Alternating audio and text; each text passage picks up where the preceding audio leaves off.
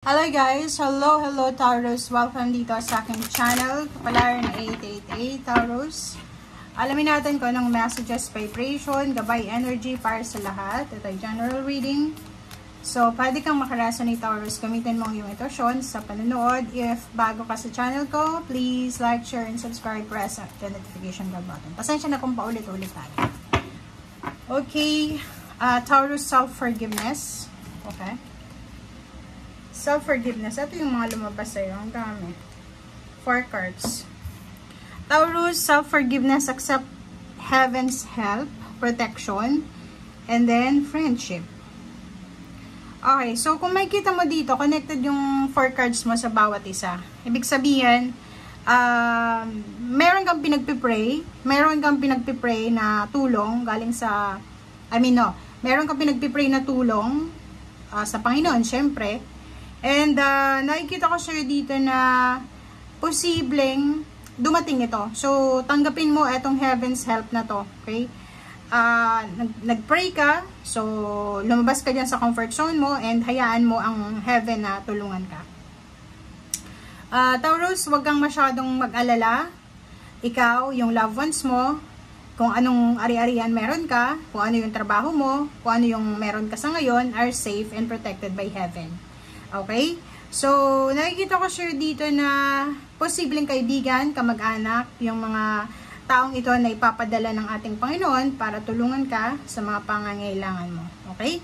Self-forgiveness, kinakailangan mong i-let go yung mga old guilt, grudges, resentments, and isipin mo na, or even yung sarili mo, marami ka sigurong mga hindi, ngayon, mga resentments sa sarili, grudges na kailangan mong alisin. Okay?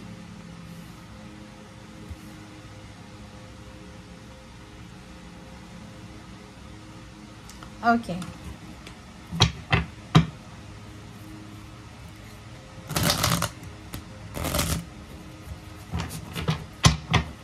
Resentment.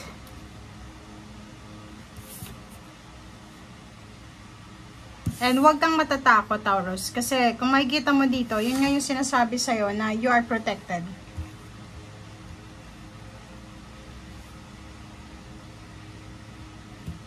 Okay.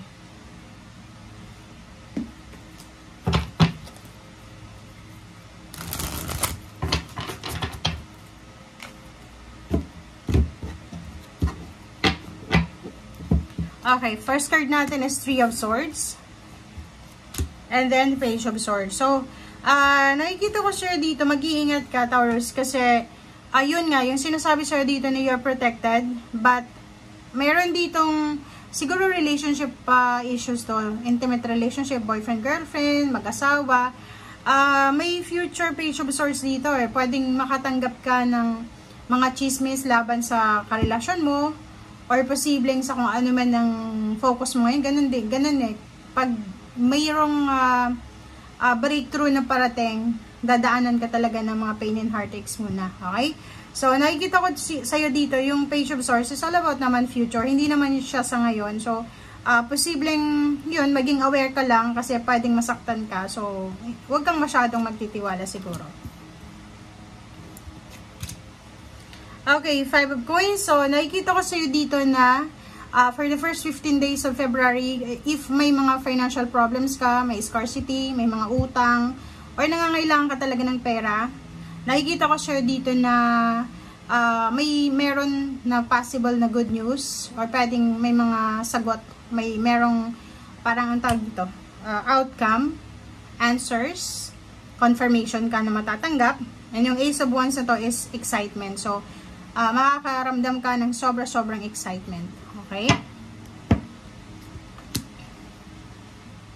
Okay, 4 of Wands and then Page of Cups. Okay, so, sa usaping relationship naman, if you're single, Taurus, okay, doon lang to sa mga single, syempre.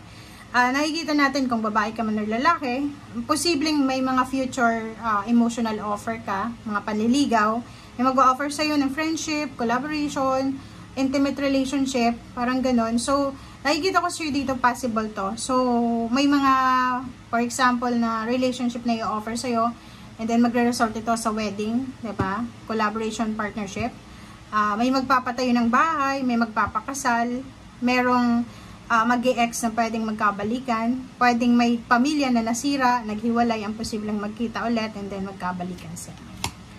Okay, King of Cups, and for coins. So, nakikita ko sure dito na in the future, posibleng makakaipon ka ng pera. 'Di ba? So, kung ano man tong ginagawa mo sa ngayon, marami kang sinasacrifice sa sarili mo, marami kang gustong bilhin, pero hindi mo magawa-gawang bilhin kasi siguro may pinagdadaanan kang financial problems. Yung iba naman, nagtitipid ka.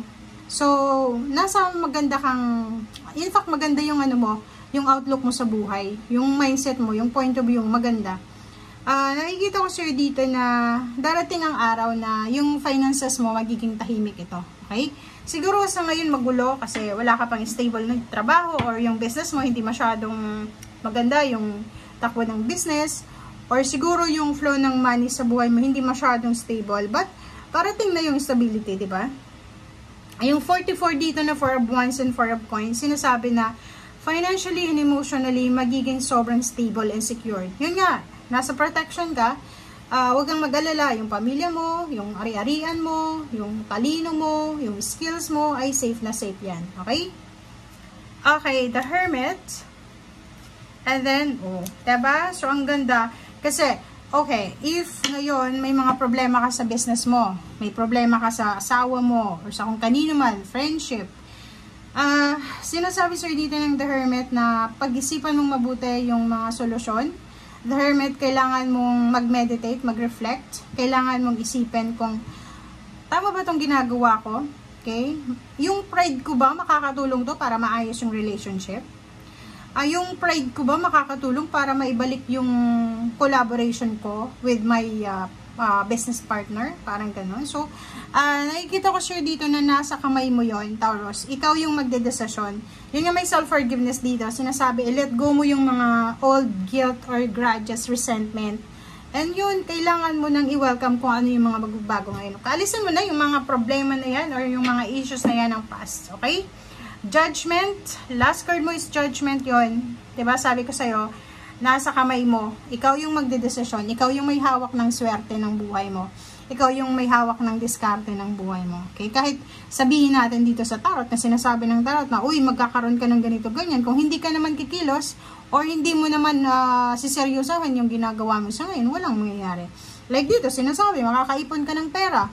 Like dito, sinasabi na magiging focus ka sa pagmamanage ng pera mo ng tama. If hindi mo naman yun sinabi, tas online shopping ka ng online shopping, wala namang mangyayari, diba? So, sinasabi sir dito ng judgment, lumabas ka sa comfort zone mo, ikaw yung magdesisyon, ikaw yung may hawak ng buhay mo. Okay? So, thank you guys. Bye!